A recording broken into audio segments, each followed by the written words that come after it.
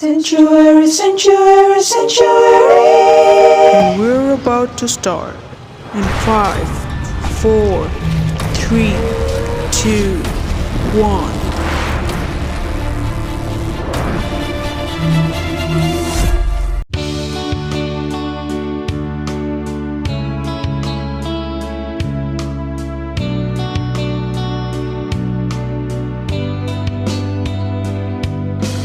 Anugerahmu kepadaku tak pernah berubah.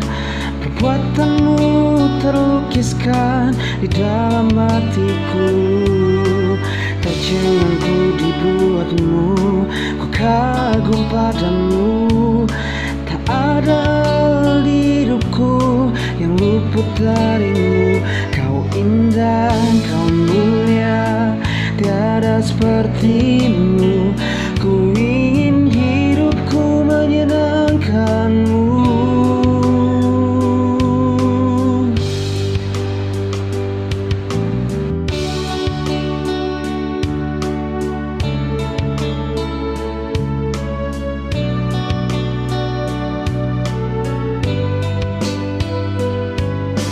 Kau terawal dan terakhir, pencipta segalanya. Seluruh bintang pun bersinar oleh ucapanmu. Engkau pun mengasihiku, menulis hidupku. Tak henti segenap nafasku, menyembahmu selalu. Ku puji, ku sembah, tiada sepertimu. Ku ingin hidupku menyenangkanmu.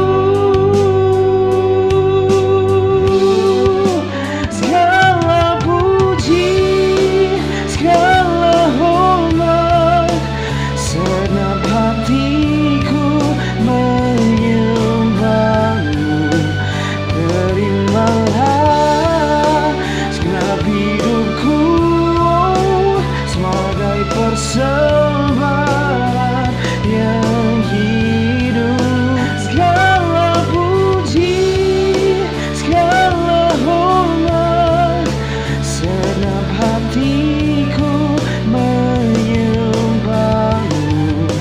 Terimalah segenap hidupku sebagai persembahan yang hidup.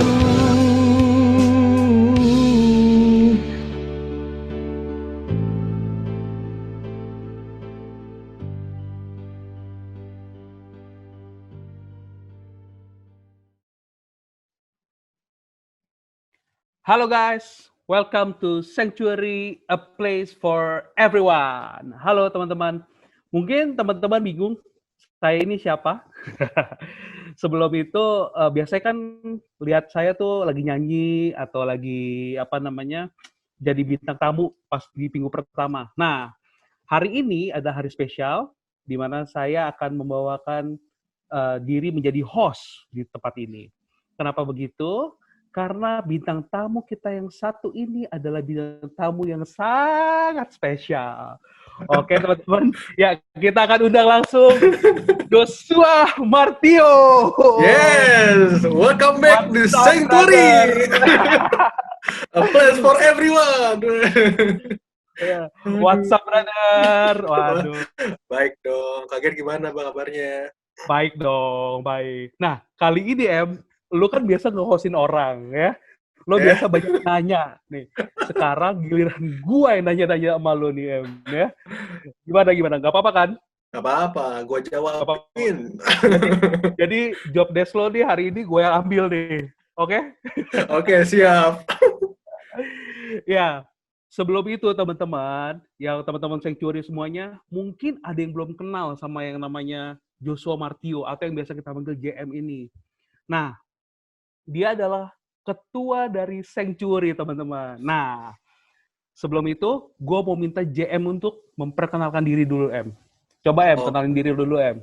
Oke, halo teman-teman. Jadi mungkin biasanya kalian dengar gue dipanggilnya JM, tapi sebenarnya nama lengkap gue Joshua Martio. Biasa orang ada yang panggil gue JM, ada yang panggil gue Jos, ada panggil gue, woi. Nah, biasanya begitu. ada ada panggil gitu, woi gitu. Nah, terus gue sekarang masih jadi mahasiswa Sekolah Tinggi Teologi Ekumene di tingkat akhir, lagi masih ngurusin skripsi. Ya masih ngurusin skripsi sih tentang pemuritan gitu. Dan gue juga pelayanan juga sanctuary, terus ada juga pelayanan sekolah gitu di Kena Ministry dan lain sebagainya lah gitu. Mantep. Skripsi lo tentang pemuritan ya? Iya, betul. Oke. Nah, kan kemarin nih Em ya, kita kan sudah ngomongin banyak hal ya. Dari pertama kali sanctuary kita bikin, itu kan kita udah ngomongin banyak tentang life sucks. Kita udah tahu bahwa kehidupan ini kan emang kacau banget. Kita tahu bahwa dunia ini, kalau yang gembala kita bilang, nggak mungkin semakin baik. Betul ya? Pasti akan semakin parah deh. Iya, gitu. Jadi kita mesti siap-siap, memang mesti siap-siap pulang. Gitu kan, life sucks. Abis itu kita menemukan Tuhan nih. Kita menemukan love itu apa sih? Nah, di bulan ini kan kita punya tema tentang pemuritan. Nah, ini pas banget dengan skripsi lo nih. Betul ya? Pas banget. Nah, minggu kemarin kita sempat bahas apa tuh? My Idol. My Idol. Ya betul ya, kita jadiin Tuhan itu jadi idola kita. Ya. Nah, gini Em, kalau kita baca kan amanat agung, Tuhan bilang gini, karena itu pergilah, jadikanlah semua bangsa muridku, baptis mereka dalam nama Bapa, Anak, dan Roh Kudus, ajar mereka melakukan segala sesuatu yang kuperintahkan kepadamu, dan ketahuilah aku menyertai kamu senantiasa sampai akhir zaman. Nah, menurut lo tuh, kan sebelum kita memuridkan, kita harus menjadi murid dong ya? Iya. Betul ya? Nah, menurut lo, apa sih arti seorang murid itu, Em? Nah, ini dia nih. Jadi dalam Alkitab itu, ini kalau dibilang kata murid, memuridkan, murid, biasanya memang terkenalnya ayat-ayat yang soal amanat agung nih. Jadikan semua bangsa muridku, begitu. Nah, kalau kita lihat di dalam Alkitab, kata murid itu, tulisannya itu dalam bahasa Inggris, itu bukan student, tapi disciple. Nah, kenapa bisa beda begitu? Nah, karena ternyata disciple dan student itu beda, Kak Ger. Walaupun mungkin sama-sama pengertiannya murid, tapi beda. Nah, student itu tuh orang-orang yang belajar dalam kurun waktu tertentu di suatu tempat. Misalnya kayak kita mahasiswa atau kita pelajar. Kita dalam kurun waktu tertentu datang ke sekolah 2 jam 3 jam belajar sama guru, selesai. Itu student. Tapi kalau disciple, dia beda. Disciple itu tuh orang yang belajar dan hidup bersama dengan guru. Jadi dia benar-benar ikutin gurunya pergi, dan mereka tuh sangat pegang prinsip-prinsip yang gurunya ajarkan. Nah, itu disciple. Oh, I see. Berarti memang beda antara bisa dibilang tadi yang lo bilang antara apa namanya tadi? Student sama disciple. Oke, jadi kalau student ya udah kita belajar aja gitu ya. Belum tentu kita lakukan, betul ya, Em ya? Ya, betul. Dan itu kurun waktunya singkat. Tapi kalau disciple itu dia sama gurunya juga. Jadi bisa berhari-hari, 24 jam. Dan kan kalau kita lihat di Alkitab, murid-murid Yesus, dia kan ikutin Yesus terus kemanapun dia berangkat gitu loh. Pelayanan, dia ikutin terus. Itu disciple, bukan student. Gitu. Oke. Berarti bisa dibilang bukan cuma apa yang diomongin sama gurunya, tapi apa yang dilakukan sama gurunya itu yang dilakukan juga. Betul, jadi mereka semua tahu. Nggak cuma apa yang diajarin, tapi hidup gurunya pun dia tahu, karena hidup bersama-sama. Oke, I see. Nah, gitu. Oke. Kita tahu bahwa kita harus jadi murid kan. Sebenarnya tujuannya tuh apa? Buat apa kita jadi murid?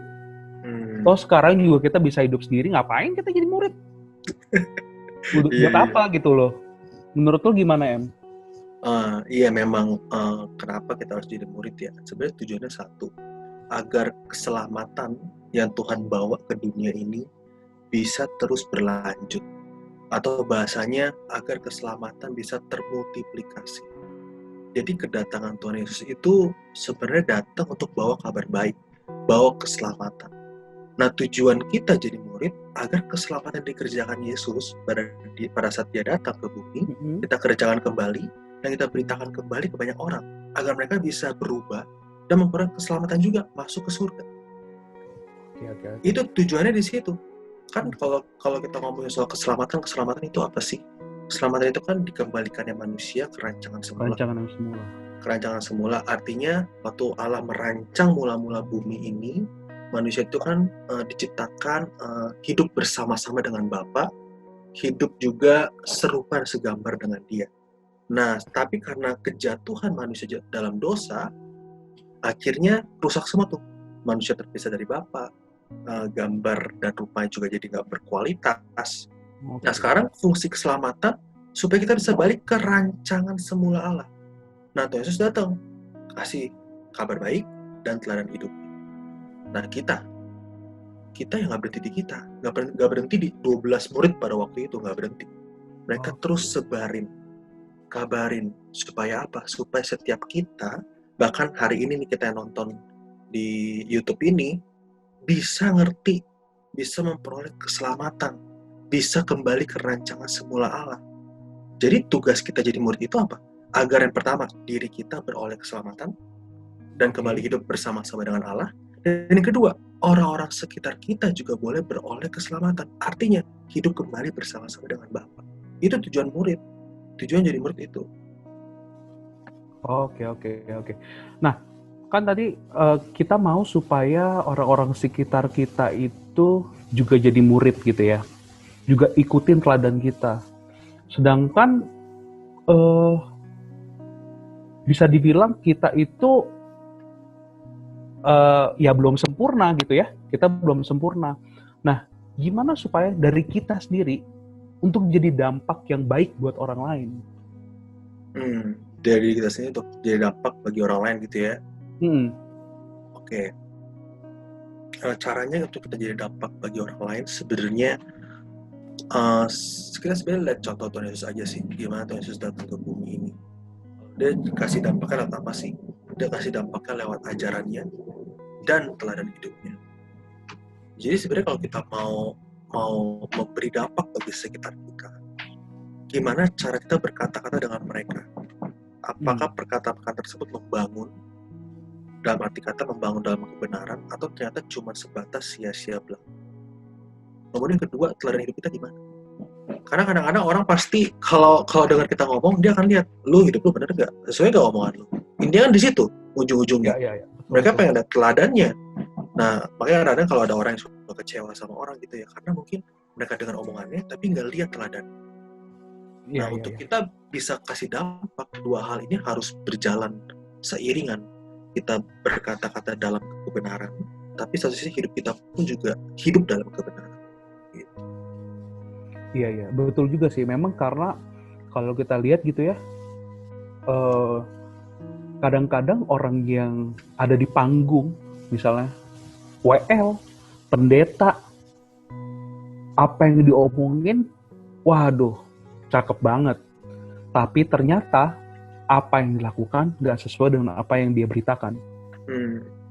Ya, gue sangat setuju karena memang bisa dibilang kita harus melakukan apa yang kita katakan, betul ya? Iya, betul.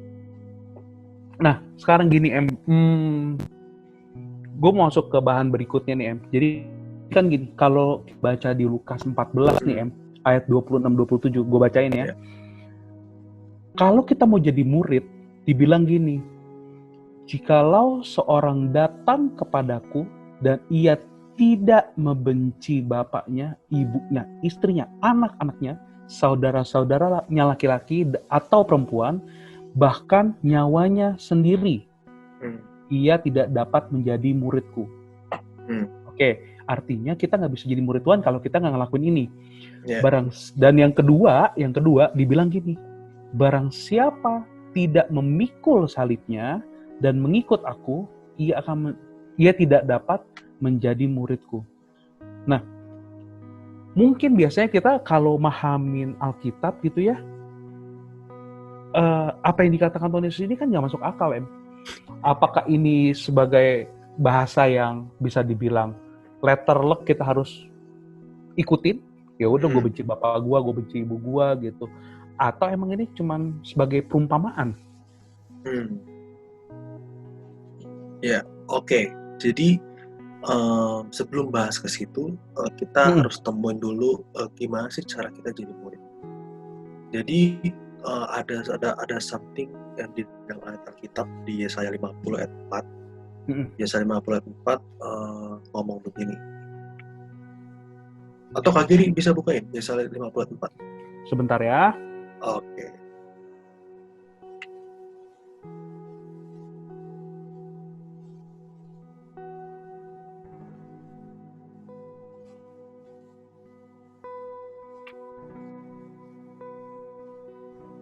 Wait.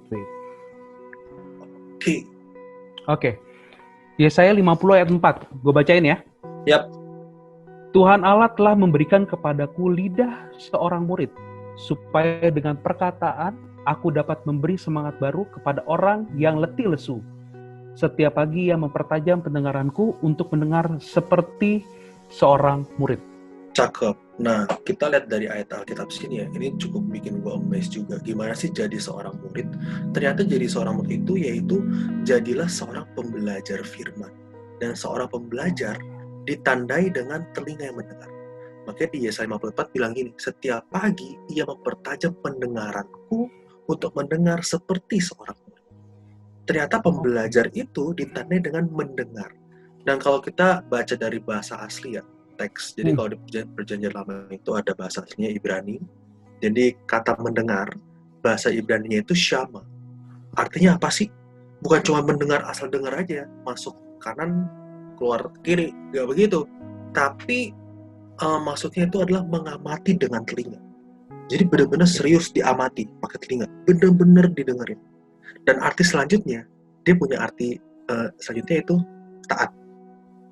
Jadi syama itu punya dua pengertian. Mengamati dengan telinga, kemudian taat. Nah, itulah sebenarnya cara jadi seorang murid. Ya dia adalah seorang pembelajar. Mau lihat mana murid mana enggak, bisa lihat dia seorang pembelajar gak. Kalau misalnya di kelas gak sih, kayak dulu kita mungkin di kelas. Kalau gue dulu bagian tim-tim yang duduk di tengah-tengah, nggak di depan, Iya. tengah ke belakang, yang mungkin kalau guru dengerin, gue tuh ya ada iseng-iseng lah, ngobrol-ngobrol lah. Tapi kalau yang duduk di depan, dia tuh bener-bener dengerin gurunya. Itu syama tuh ya. Nah, dia bener-bener perhatiin gurunya sampai kayak diisengin teman dia nggak mau. Itu kan kelihatan itu berarti murid yang benar. Sedangkan gue mungkin waktu itu gak murid yang benar. Karena gue gak dengerin kata guru gue asik sendiri di belakang gitu kan. Nah, gak boleh dicontoh tuh. Untung sudah bertobat guys. Tapi gitu. Tapi syama itu bukan lawannya beda kan? Sama pak. Sama. Iya. Ini kenapa jadi receh ya? Oke. Syama itu berarti kita dengar dan kita taat. Ya, mengamati dengan telinga. Mengamati dengan telinga dan kita taat. Dan kelihatan banget kan orang-orang yang memang suka belajar, kelihatan. Nah, kan kalau tadi gue ambil ilustrasi dari kelas, itu kan mereka student. Nah, kalau kita disciple, berarti artinya 24 jam hidup kita harus digunakan untuk mengamati dengan serius apa yang Tuhan katakan dan mentaatinya. Nah, ini menarik nih. Lo bilang 24 jam. Ya. 24 jam. 24 jam kita harus ngamatin. It means bukan masalah 24 jamnya, tapi berarti setiap detik menuju 24 jam itu harus kita lakukan dan harus kita ikutin teladan Yesus. The question is, gimana caranya? Lu anak muda, lu punya keinginan, lu punya hasrat di dalam diri lo yang gue semaunya sendiri gitu loh. Bener gak? Bener dong. Sebagai anak muda punya keinginan yang gue maunya sendiri. Ya maksudnya 24 jam, apakah gue harus terus ikut Tuhan Yesus? Apakah setiap detiknya gue harus ikut Tuhan Yesus? Mungkin kan banyak masih berpikir seperti itu. Kalau kita di sini kan kita udah ditempa, udah setiap detik lu mesti ikut Tuhan Yesus ya, kata Pak Eras gitu kan. Nah, mungkin dari banyak teman-teman yang masih mikir gini, gue anak muda disuruh 24 jam ikut Yesus, tiap detik suruh ikut sama Yesus. Gimana caranya? Terus gua apa yang harus gue lakukan pertama kali gitu? Terus gimana? Kenapa orang bisa berpikir seperti ini? Karena mungkin 24 jam ikut Yesus terkesan, aduh kayaknya ribet banget, kaku banget, kayak nggak bisa gimana gitu. Aduh, padahal kita tetap menjalani kehidupan kita. Tetapi hidup yang kita pun berjuang artinya untuk bisa seperti Kristus. Kenapa orang anak muda sering kayak, aku gak mau suka-suka sendiri lah. Maksudnya, gue lebih baik suka-suka sendiri daripada gue harus begitu 24 jam ikut Yesus. Karena mereka pikir 24 jam ikut Yesus tuh ribet, susah. Maksudnya arti kata, aduh kayak kaku banget. Padahal gak begitu.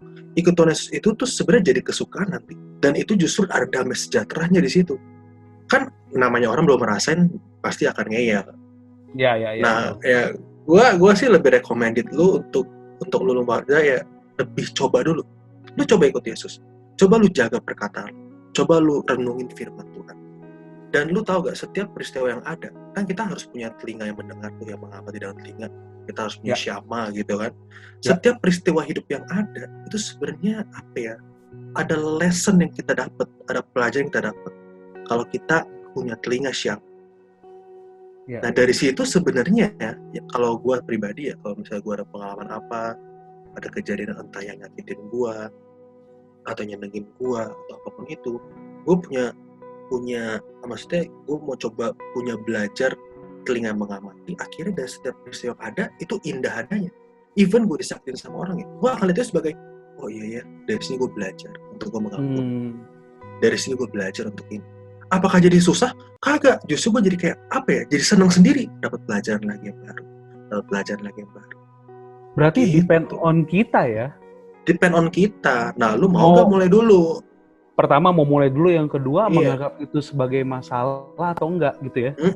Dan yang ketiga, lu harus belajar. Jadi setiap peristiwa hidup yang ada, lu harus dapat pelajaran dari situ. Karena Tuhan izinin itu terjadi. Ya. Setuju. Oke, balik lagi ke pertanyaan kita yang tadi nih, Em. Oh iya. Kan tadi kan kita udah bicara tentang syama kan? Syama mendengar dan taat. Ya. Lalu kan kita balik lagi tadi, maksud dari yang tadi di Lukas 14 ayat 26-27 bilang, apakah itu letter kita harus lakukan? Benci orang tua, benci sama ini, atau itu cuma perumpamaan yang harus kita terima? Yang harus kita lakukan. Oke. Jadi Tuhan Yesus itu adalah orang Yahudi. Orang Yahudi itu taat sama hukum Taurat. Dan jelas hukum Taurat bilang, hormatilah ayah ibumu. Jelas. Ya kan? Jadi nggak mungkin kita diminta untuk membenci ayah dan ibumu. Nggak mungkin. Oke. Nah, ingat, Yesus datang untuk menggenapi hukum Taurat dan bukan untuk menghilangkannya. Jadi kalau kita secara literal membaca itu dan akhirnya, berarti gue harus benci ayah ibu gue nih. Ya nggak gitu. Jadi apa artinya nih dari kata membenci? Nah, coba bandingkan dengan Matius 10 ayat 37. Nah, Matius 10 ayat 37. Buat teman-teman yang lagi nonton ini juga bisa buka bareng-bareng di rumah ya. Matius 10 ayat 37. Sorry, bentar. Matius 10 ayat 37 ya? Yap. Oke, Matius 10 ayat 37 bilang gini, barang siapa mengasihi bapa atau ibunya lebih daripadaku, ia tidak layak bagiku. Dan barang siapa mengasihi anaknya laki-laki atau perempuan lebih daripadaku, ia tidak layak bagiku. Ya. Lihat kan, barang siapa mengasihi bapak ibunya lebih daripadaku. Jadi sebenarnya arti kata membenci bukan arti membenci langsung kayak gimana, enggak. Tapi Tuhan pengen kasih tahu, kita nggak boleh mengasihi siapapun lebih dari kasih kita kepada Tuhan. Oke.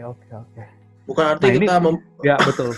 Ini balik lagi pelajaran kita yang kemarin tentang love ya. Iya, benar. Yang belum nonton, lihat YouTube kita sebelumnya. Langsung tentang love. Iya dong. Lanjut Em. Nah, betul. Jadi itu artinya bukan membenci orang tua kita. Jadi lu jangan kayak nanti lu ada masalah apa gue harus benci orang tua gue karena Tuhan pun ngomong begitu, gue ikut Tuhan. Gak begitu Pak Ibu gitu kan, gak begitu. Tapi maksudnya lu hormati ayah ibu lu, cuman dalam arti kata dalam hati lu, kalau lu lakuin hormatin ayah ibu lu lakuin itu sebagai tanda lu mengasihi Tuhan. Jadi memang ternyata dalam hati kita tuh kita diajar untuk mengasihi Tuhan sepenuhnya. Apa-apa yang kita lakuin itu sebagai wujud kita mengasihi Tuhan. Nah jadi gue jadi teringat ini, gue jadi teringat perkataan Paulus, dan ini gue cukup suka juga sih dengan perkataan Paulus ini. Dan mungkin ada irisannya dengan ayat ini. Jadi coba kita buka ya di 1 Korintus 7 ayat 29 sampai 35. 1 Korintus 7 ayat 29 sampai 35. sampai 35. Oke. Yap. Aku baca ya. Saudara-saudara, inilah yang kumaksudkan, yaitu waktu telah singkat. Karena itu dalam waktu yang masih sisa ini, orang-orang yang beristri harus berlaku seolah-olah mereka tidak beristri. Dan orang-orang yang menangis seolah-olah tidak menangis. Dan orang-orang yang bergembira seolah-olah tidak bergembira. Dan orang-orang yang membeli seolah-olah tidak memiliki apa yang mereka beli. 31. Pendeknya orang-orang yang mempergunakan barang-barang duniawi seolah-olah sama sekali tidak mempergunakannya. Sebab dunia seperti yang kita kenal sekarang akan berlalu. Aku ingin supaya kamu hidup tanpa kekhawatiran. Orang yang tidak beristri memusatkan perhatiannya pada perkara Tuhan. Bagaimana Tuhan berkenan kepadanya. Orang yang beristri memusatkan perhatiannya pada perkara duniawi. Bagaimana ia dapat menyenangkan istrinya. Dan dengan demikian perhatiannya terbagi-bagi. Perempuan yang tidak bersuami dan anak-anak gadis memusatkan perhatian mereka pada perkara Tuhan, supaya tubuh dan jiwa mereka kudus. Tetapi perempuan yang bersuami memusatkan perhatiannya pada perkara duniawi, bagaimana ia dapat menyenangkan suaminya. Semuanya ini kukatakan untuk kepentingan kamu sendiri, bukan untuk menghalang-halangi kamu dalam kebebasan kamu, tetapi sebaliknya supaya kamu melakukan apa yang benar dan baik dan melayani Tuhan tanpa gangguan. Oke. Nah, ini gue cukup menarik dengan ayat ini ya yang Paulus bilang. Jadi seolah-olah lu beristri, seolah lu nggak beristri. Lu punya barang juga seolah-olah lu nggak punya barang. Sebenarnya intinya apa? Intinya semua yang lo lakuin itu lu untuk melayani Tuhan. Kalau lu hidup hari ini, lu hidup untuk Tuhan sepenuhnya. Cuma bukan artinya lu punya istri seolah nggak punya istri, artinya lu bodoh amatin istri lu. Enggak begitu. Dalam arti kata, hati lu hanya melekat kepada Tuhan. Hati lu hanya melekat kepada Tuhan. Jadi apapun kita lakuin, semua untuk Tuhan. Jadi yang penekanan di ayat ini tuh maksudnya Tuhan Yesus pengen kita mengasihi Dia lebih dari apapun dan siapa. Gitu. Oke. Berarti kalau kita lihat nih gambaran besarnya ya Em ya. Berarti kan kalau kita mau memuridkan, pertama kita harus jadi murid, betul? Iya, betul. Untuk jadi murid, ternyata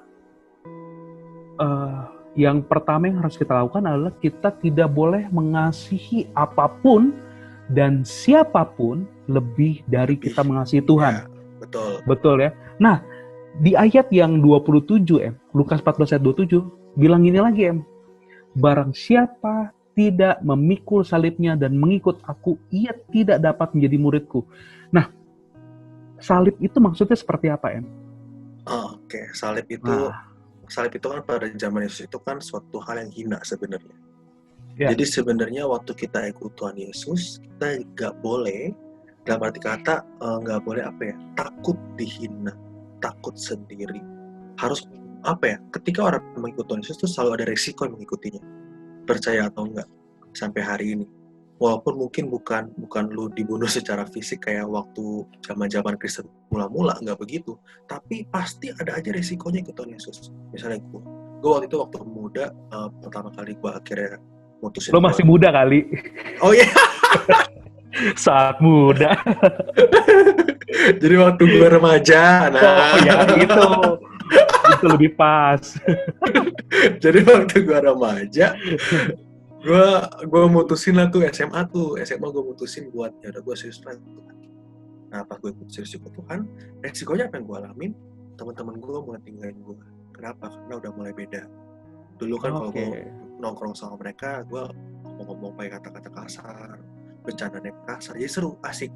Tapi waktu gue udah gak ngomong begitu, udah gue juga menjaga diri, gimana gitu loh pokoknya. Jadi akhirnya pelan-pelan satu persatu tinggalin gue. Dan kalaupun ketemu ya, gue kayak bertemu dalam arti kata bergaul gitu, jadi kayak awkward gitu loh. Tapi bukan berarti mesti ngomong mereka apa gitu ya. Iya, kalau maksud gue tuh lebih ke ini apa?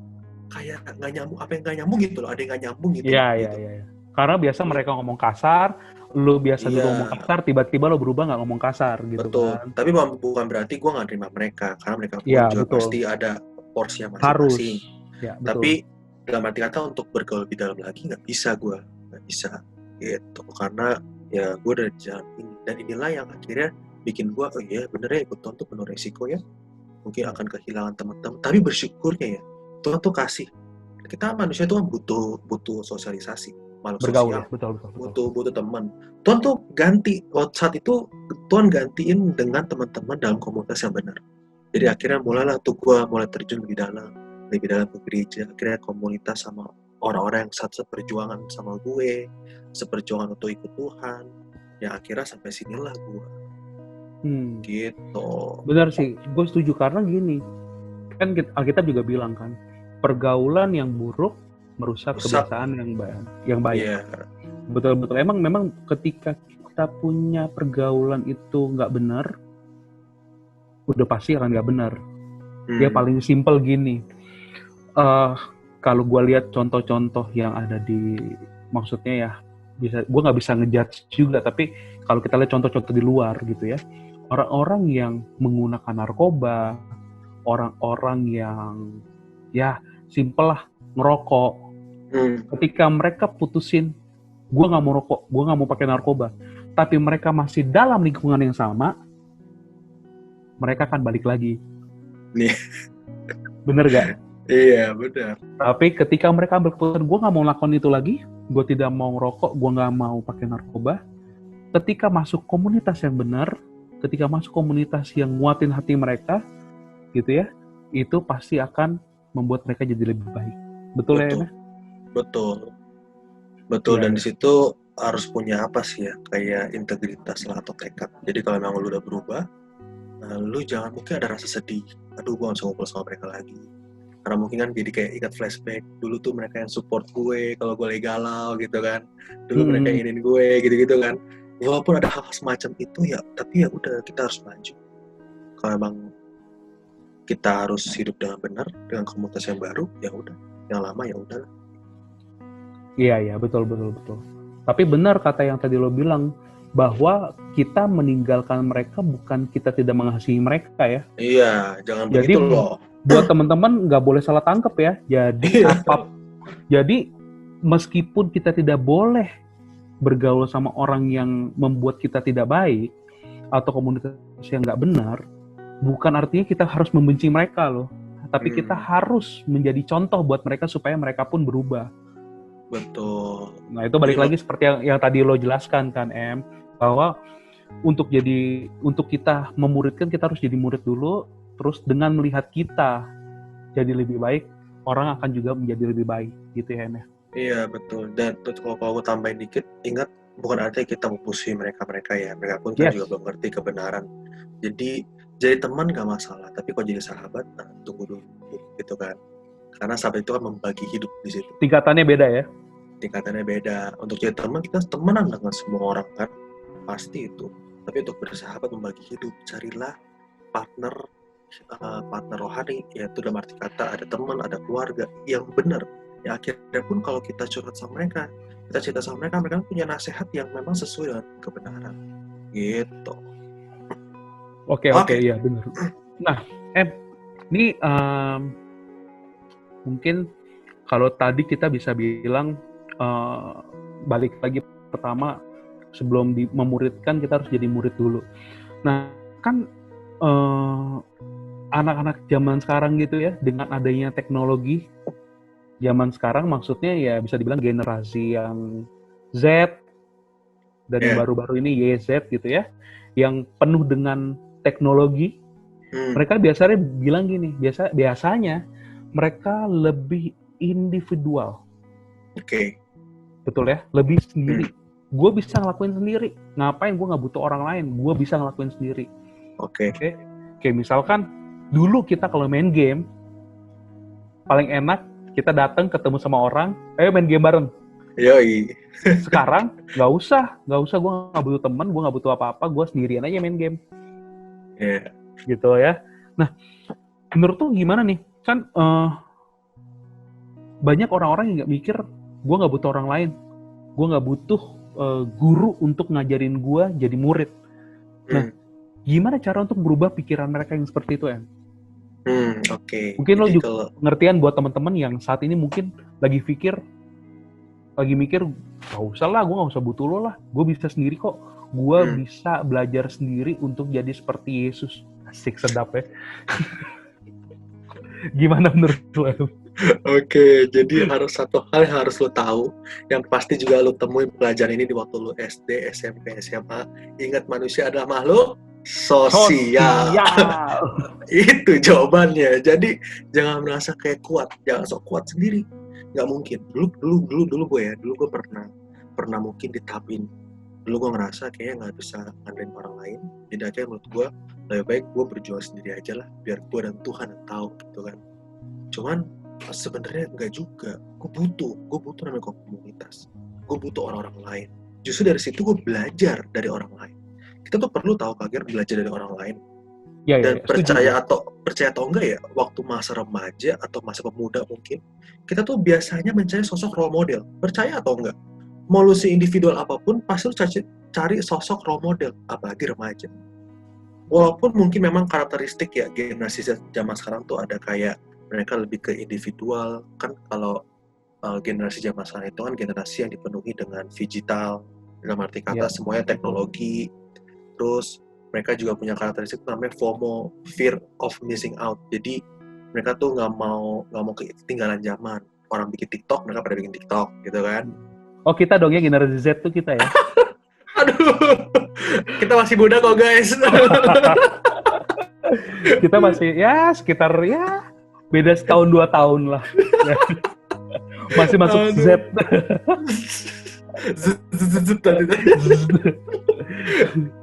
Terus misalnya kayak karakteristik tuh ada DIY, do it yourself gitu kan. Itu apalagi lu kalau mau jadi YouTuber gaming tinggal ketik gimana cara jadi YouTuber gaming. Udah belajar sendiri. Ya, iya, nggak butuh YouTuber, orang lain ya. Nggak butuh orang lain. Tapi nyatanya dalam kehidupan anak-anak generasi zaman sekarang pun juga sebenarnya diwarnai dengan pemikiran yang realistis. Iya. Nah, realistis itu mereka akan melihat, benar gak sih ini orang? Tanpa sadar itu pun juga artinya mereka mencari sosok yang benar, ngerti gak sih? Iya. Role modelnya yang benar. Jadi gua harus ikutin siapa gitu ya? Iya, pasti lo akan gitu. Pasti lo akan melihat dan menilai orang dan belajar dari orang. Pasti. Karena lo punya, menurut gua, generasi zaman sampai generasi muda itu punya pemikiran yang realistis. Dan dia akan melihat mencari role model yang bisa diteladani. Nah, that's why makanya untuk kita semua tuh jangan jangan sombong lah, jangan sok kuat. Kita juga butuh menilai orang lain gitu kan. Belajar dari orang lain.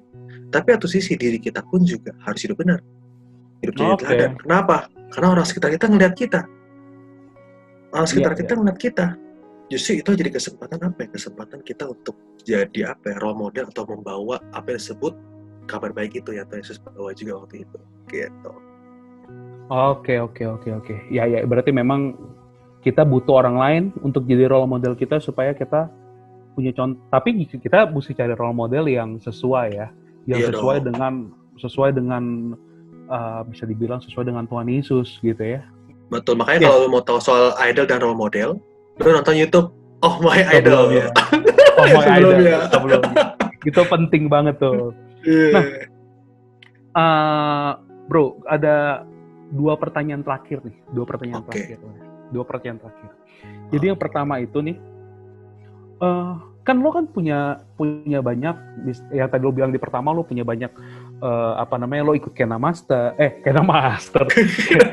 Kena Ministry, sorry, Kena Ministry, abis itu lo ada di Rehoboth juga ya, Rehoboth Teens ya, tinggi Sleepy Terus- Teens.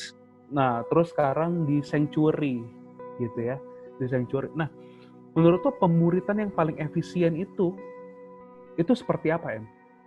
Apa yang harus kita lakuin untuk memberikan pemuritan yang efisien gitu? Pada awalnya gue berpikir pemuritan itu mudah, tapi ternyata sebenarnya susah banget.